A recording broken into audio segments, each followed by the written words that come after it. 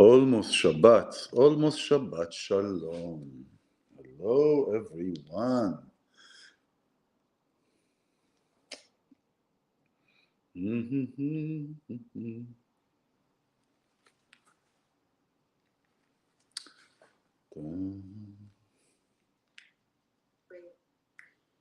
Okay.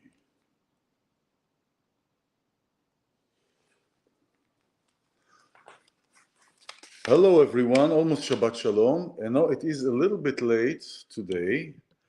Just today has been a little busy, a little busy. But we're here. We are here, and we are having a great Shabbat, a great week. A lot of things happen, as always. And this weekend is also a holiday. Actually, starting Saturday night is a holiday of Lag BaOmer. It's a 33 days in accounting, for this holiday. And what this holiday is representing is really is a Hilula. And for those of you who are interested and love the Hebrew letters, Hilula is a party, but it's a party. It's a commemorative party. It's a celebration. It is a celebration of uplifting. It's an uplifting celebration of Rabbi Shimon Bar Yochai. Rabbi Shimon Bar Yochai, he was the one who wrote the book of the Zohar, a book of the Kabbalah, and he wrote the Zohar, one of the books at least. And his teacher, Rabbi Akiva, actually was illiterate until he was 40. And only at 40, he didn't know reading and writing. Until when he was 40, he starts reading and writing and learning reading and writing. And so his student, Rabbi Shimon Bar Yochai, is the one that we're starting to commemorate, to do the Hilula, the celebration of elevation. There you go. This is a celebration of elevation of Rabbi Shimon Bar Yochai. Why? Because this is to signify. This is to signify to remember the success of the coup against the Romans. As Bar Kokhba, and there were a small group of Jews because of the persecution. Where again at the same time it is the peak of persecution. We're persecuted. The Jewish people are being persecuted in a grandeur scale, especially because there is the internet and there is a way of spreading fire in a faster environment, a faster growing environment, and the environment supports it. So when there is fire, when we put fire, a match or a fire in a field of thorns, it doesn't separate between the green thorns or the brown thorns. It's fire, and this is what's happening. So this is the commemoration of the winning of the Jews on the Romans, kicking them out. And what we're doing, what's special about this holiday is that we are lighting huge bonfires. So we are here at the beach in Redondo and in El Segundo. We'll see many bonfires. Why? Because this is how they would communicate. The old days would communicate with lighting fires on top of the mountains. And when Judah Maccabee and the students of Rabbi Shimon Bar Yochai, they conquered and they shooed away the Romans, they lit those bonfires. So it is to commemorate that. And how ironic it is that we are here again. We are here in this midst of this huge persecution. But here is the thing. And you know, and I see this with talking with other people, and I see it in relationships.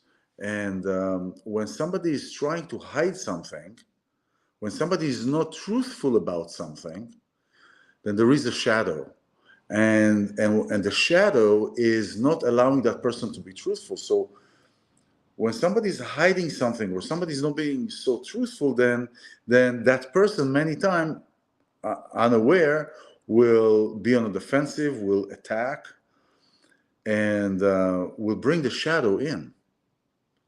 When there is truth, when the truth shines, the shadow hides. When there is truth in front of us, then there is no shadow. There is no something that is a overshadowing something. And we're now at times, not just Jewish people, but all across, all around, the confusion with the genders, the protests, in school, in universities. There's so much stuff that is going on, and that is really to confuse, to create more confusion, to create more chaos, all kind of shadows that are here, that are a result of hiding things, a result of putting things kind of like behind, not being truthful about things. So how we bring it into our life, this is a time where this holiday, these bonfires, is to burn. Let's burn. Not, oh, let's be nice with it this time and let's talk with it. No, let's burn. Let's get all the black out, all the darkness out. Let's just burn it. Burn it at the core. Burn it at the core, and it is not like, just like in this commemoration of Rabbi Shimon Bar Yochai and his disciples that overcame the Romans. I mean, the Romans were a huge empire. It's a huge empire. And by the way, every time there was an empire that wanted to eliminate the Jewish people.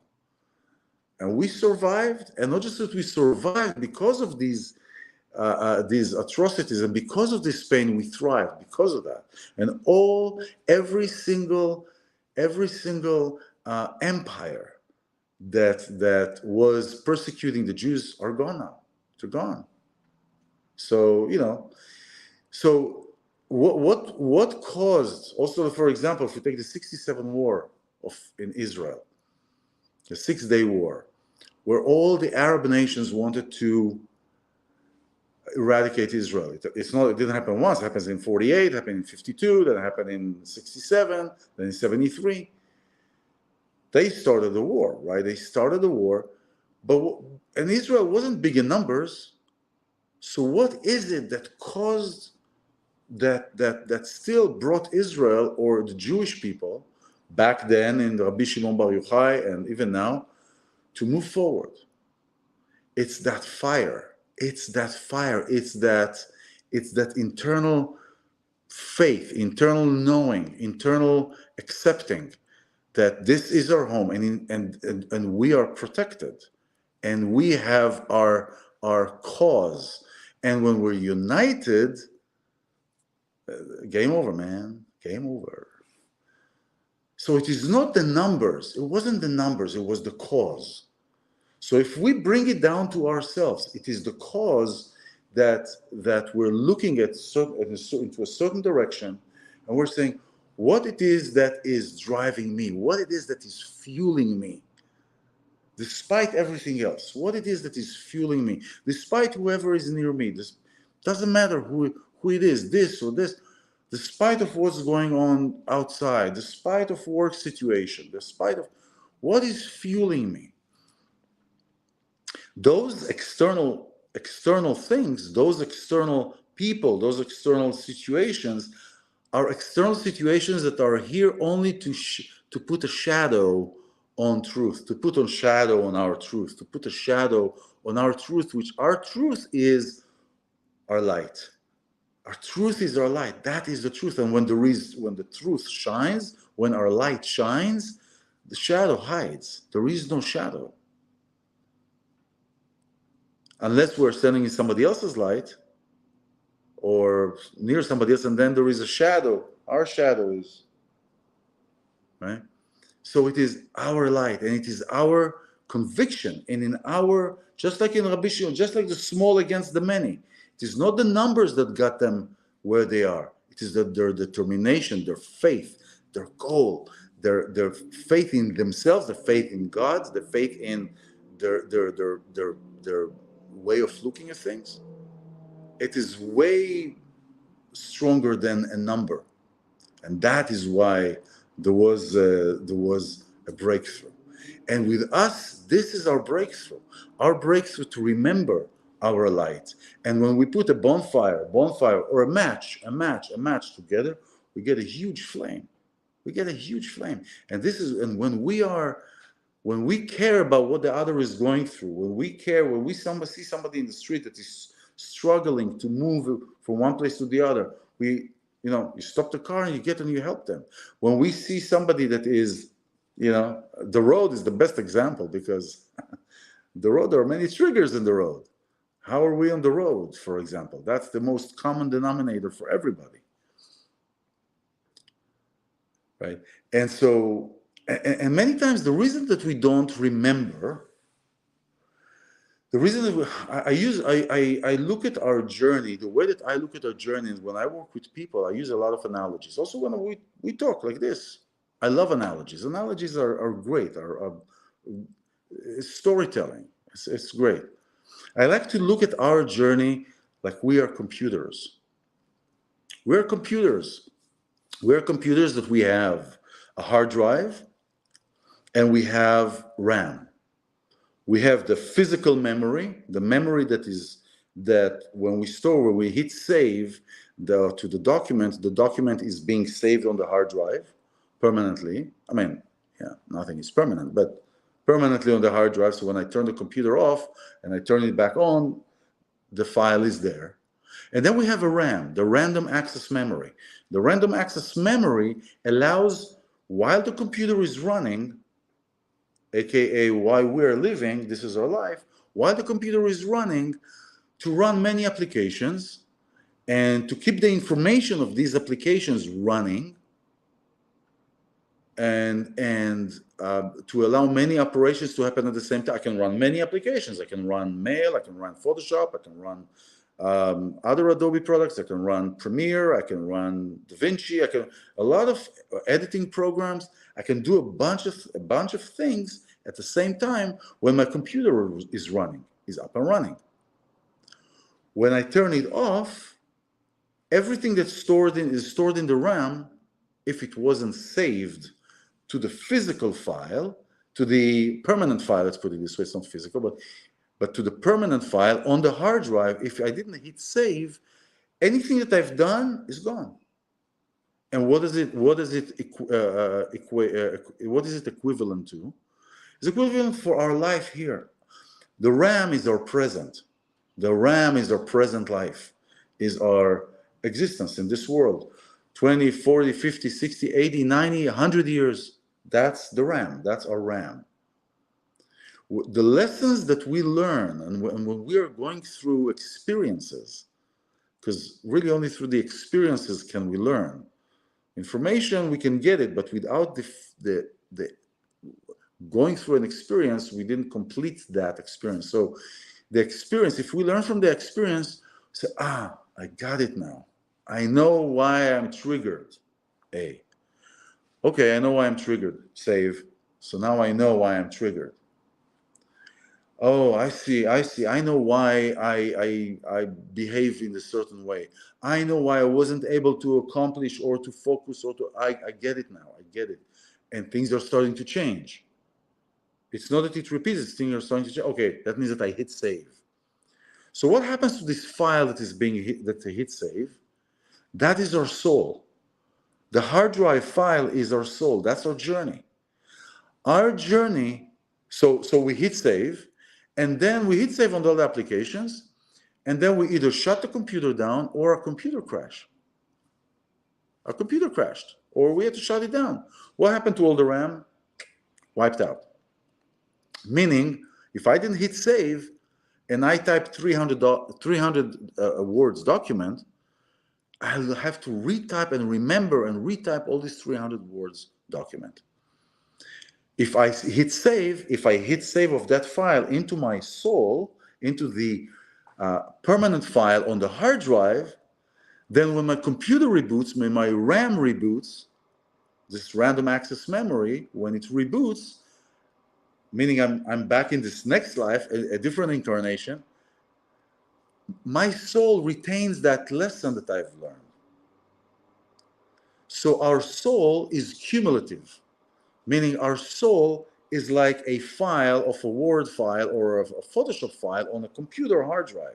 When I hit save, it all the time keeps all the versions, and it keeps it.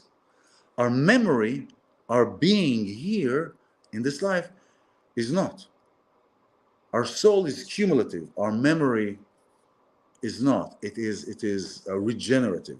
We have to regenerate it. We have to remember.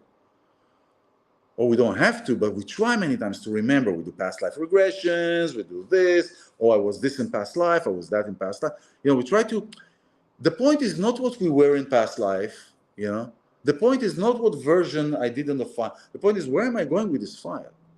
Where am I going with this new incarnation? So our soul is cumulative. Our memory needs to be restarted every single time.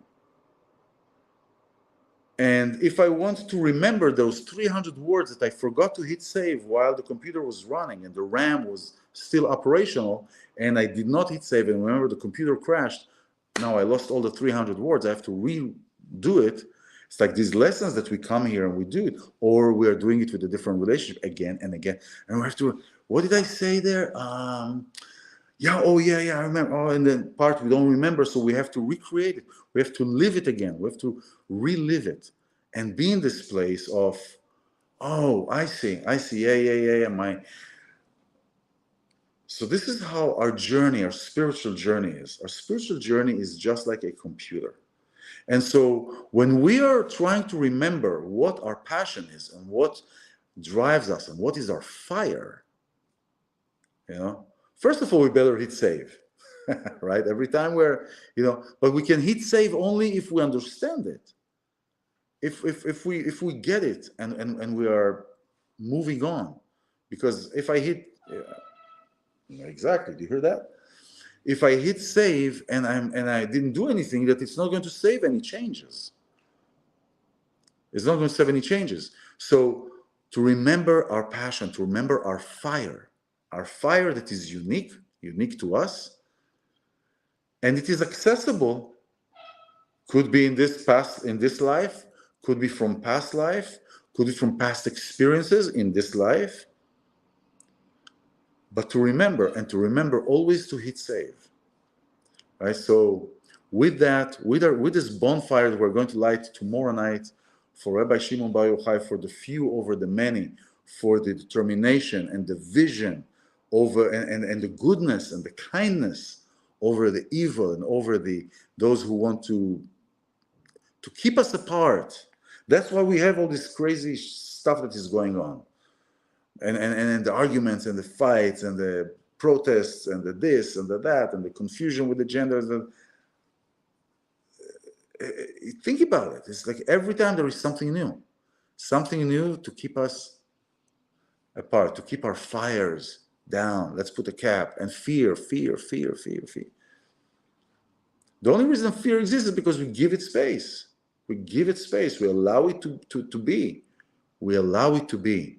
Our words, my podcast, abracadabra, create what you speak. Abracadabra comes from Aramaic. I create as I speak. Our words, what we're creating, what our thoughts are emitting, what are we voicing out of our mouth, what ripple effects we are creating with our words. That's our fire. Shabbat shalom, and have fun. Bye-bye.